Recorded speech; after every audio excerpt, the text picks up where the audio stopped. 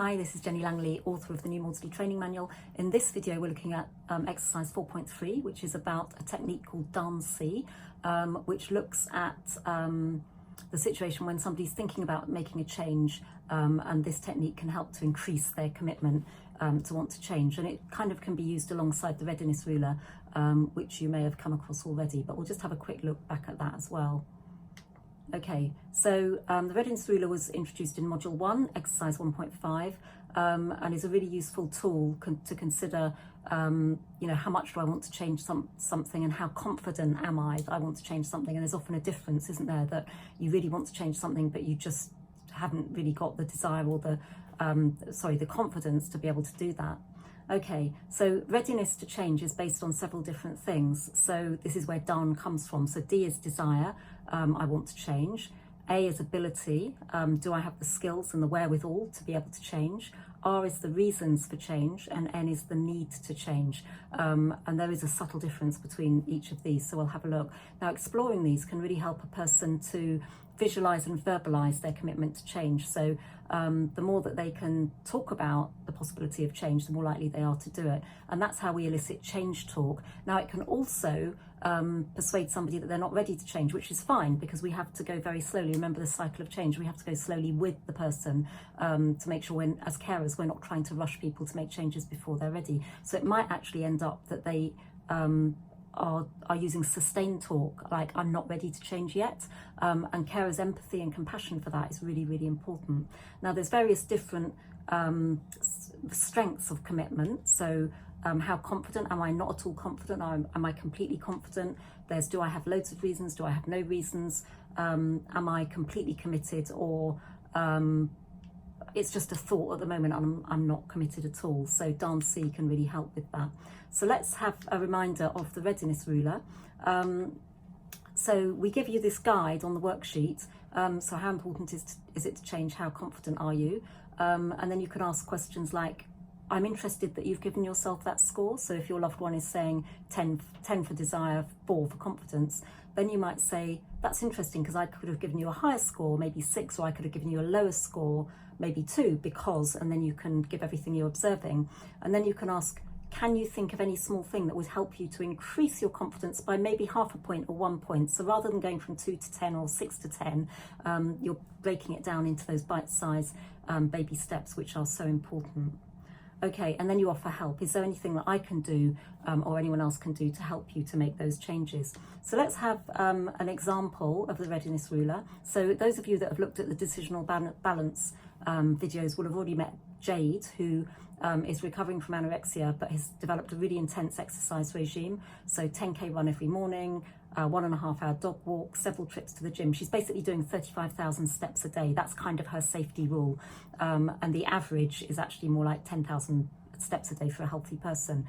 She'd like to go to the gym every day, but she's already agreed with her mum, the coach, that her gym visits need to be monitored. So we know that she can make changes. She's already agreed to this sort of like restriction on her going to the gym, but she's really, really sort of caught up in this over-exercise. Okay. So her mum, Sarah, in this example, uses the Readiness Ruler to open up a conversation. So Jade, on a scale of 0 to 10, how important is it for you to reduce your exercise levels, and how confident are you about doing it? So Jade replies 8 for importance, so that's good, but only 2 for confidence. So Sarah reflects back on that. So that's a big difference. I'm pleased you see this as an important goal, so affirmation. Maybe we can work out a plan together, so I'm here to support you. And can you explain to me the key reasons for your low level of confidence? And Jade very quickly just says, well, it's just my eating disorder voice just tells me that if I don't do all this exercise, I'm going to be fat, and I'm terrified about that. Okay. So Sarah then will say, thank you for telling me that. That's a really nice affirmation for carers to use. Sounds like we need to work out ways to quieten your eating disorder voice and help you address your fear of failure. I'm here for you. Let's think about small steps that might increase your confidence, maybe by half a point. So Jade feels a bit more receptive to that. So Mum, when you put it like that, it doesn't sound so bad.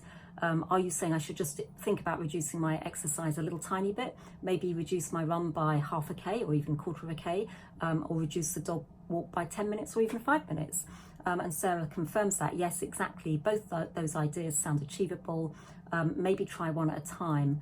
How confident are you about trying one of those? So we've now really pinpointed it down onto a baby step rather than the great big goal of trying to reduce exercise. Jade says, I feel much more confident, maybe even as high as an 8. I'll reduce my dog walk by 10 minutes tomorrow. So Jade is actually saying, right, I am going to do this tomorrow. She might not be able to, but at the moment she's saying that she will, so that's a good step in the right direction. And then Sarah with humour, the mum with humour, might say, I'm sure the dog will be pleased. I could come with you tomorrow if you like. So there's that sense of sort of collaboration and working together. Okay, let's have a look now then at Dan C. So we've got a different scenario here. So Chloe is 27, she's seeing a therapist about her anorexia and she's making good progress. But one thing that's come up is that her dad, John, always says and does the wrong thing. Dads often feel like this, that they come to the workshops and say, I just don't know what to do. I feel excluded. I always say the wrong thing. Chloe's mum, Mabel, on the other hand, has come to the Carer Skills workshop. She's much more involved in sort of the care of Chloe anyway. And Chloe tells her therapist, my mum's been so much calmer and supportive since she's been to the workshops, and she seems to know when to take a step back and also when to step in and help. So Chloe asks her mum and dad to attend a family therapy session, and they talk about this, and dad then agrees that he might be able to attend the workshops as well if he can get the time off work. So mum decides that maybe she can try this Dan-C technique to see if she can help John to increase his commitment to actually make that change. So desire, John, on a scale of 0 to 10, how important is it for you to attend the workshops? John suggests 8 to 10. Chloe clearly wants him to do the workshops. He really values his relationship with her. He says, I would love Chloe to seek me out, to have fun, to talk, to get back the father-daughter bond we used to have. I realise she's been avoiding me, and if I'm honest, I've been avoiding her. So already that's elicited some sort of really interesting conversation from John. Ability. John, on a scale of 0 to 10, how confident are you that you will be able to get to the workshops? And also, how confident are you about putting skills into practice? So John says, that's interesting, not so sure. Maybe 5 to 7 confidence for getting time off work, and 3 to 5 for putting the skills into practice. And he says, I've never done anything like this before. So he kind of feels disempowered and not really sure what he will face if he goes to the workshop. And so Mabel follows this up with an offer. Is there anything I or anyone else could do to help? So having looked at a few options together, John thinks maybe he could ask his mum to come along, and it's really fantastic in the workshops actually when we get the different generations coming. So very often we get the grandparents coming, or we might get the uncles and aunts coming, or the siblings coming, and that's really powerful because then the family is all singing from the same song sheet. In addition, Agnes, the grandmother, is very close to Chloe and has already said she'll do anything to help. So that's good. You've got that real sense of collaboration. And John will feel more confident if he's going there with somebody else. And they can also talk about the content of the workshops after the workshops, which again is really, really valuable. So John resolves to check his diary, book the time off work, and if there are any diary clashes, he says he'll talk to his boss, and if necessary, human resources, to secure that time off. So he's saying, yeah, it's really important. I really, really want to do this. Reason. So reason statements often start with I would. So I would be more normal, I would be more relaxed, might be something that the sufferers might say when they're thinking about making changes. So Mabel reflects on the conversation from the family therapy session and John's response to this desire question. So she says, so John, have I got this right? Your reasons for thinking about going to the workshop are that Chloe's suggested it, the therapist thinks it would be helpful, and you would love Chloe to seek you out, have fun, talk, get back that father-daughter bond you used to have. Tell me more about those benefits. So Mum is very clever, Mabel's very cleverly reflecting back to John everything that he's just gone, the process he's just gone through in coming to this sort of more desire to actually come to the workshops. And so John comes up with some I would statements. So yeah, I can see I would be better able to understand what Chloe's going through. I would be able to communicate better with her. I would feel I'm actually doing something to help. I would feel more confident about approaching Chloe, and I would be more relaxed around Chloe. So that's really, really important. Now we move on to the need statements. So need often start with I should. So the sufferer might say, I should respect my body, I should value my life, I should be a good role model for my family or siblings or something like that.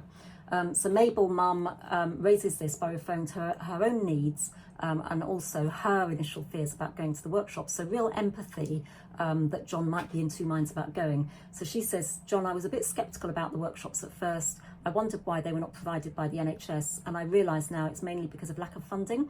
I now think all families should be offered the workshops. There's such a need for families to get this support. I found it invaluable. Can you think of anything that makes you feel you need to do the workshops? So John reflects that up until now he has been an ostrich carer, sort of sticking his head in the sand and relying on Mabel to support Chloe. So he comes up with some of his own needs statements. So I should equip myself with skills so that I can support Chloe and the rest of the family. I should do this to show Chloe how much I care. I should prioritise my family above work, and I realise I haven't done this of late. And I should acknowledge my weaknesses rather than brushing them under the carpet. So now that we've gone through the whole darn process, John's much more likely to be able to have the wherewithal, the commitment to actually go to the workshops. It's not guaranteed by any means, but he's much more committed to be able to go. Okay, so by using this approach, Mabel's helped John to visualise and verbalise how he's going to get to the workshops. He started with a statement of intent at the end of the family therapy session, which was, I will try to get time off work so I can attend the workshops. And by the time he's had this conversation, it might be several conversations, it's not necessarily just one conversation where you go D-A-R-N, doesn't work like that. But Mabel's been equipped with lots of ways of being curious to help John to go through that process himself.